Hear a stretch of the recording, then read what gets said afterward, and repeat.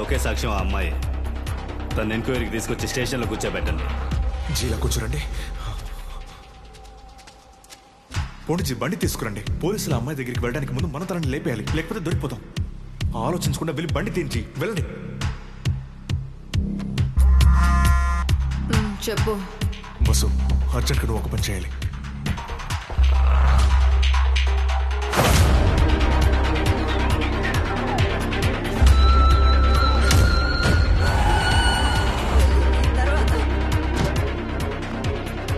ఏ సమస్య రాదు అన్నారు, ఇప్పుడు చూడండి. జీ ఎక్కడికి పోతున్నారు? మీ తమ్ముడు గురించి మాట్లాడాలి.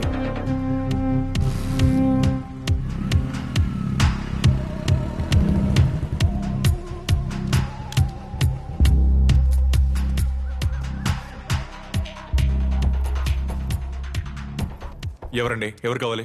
నువ్వే కావాలి. ఎవరే అనుభవ్? పొద్దున్నే వచ్చి ఇరిటేట్ చేస్తావు.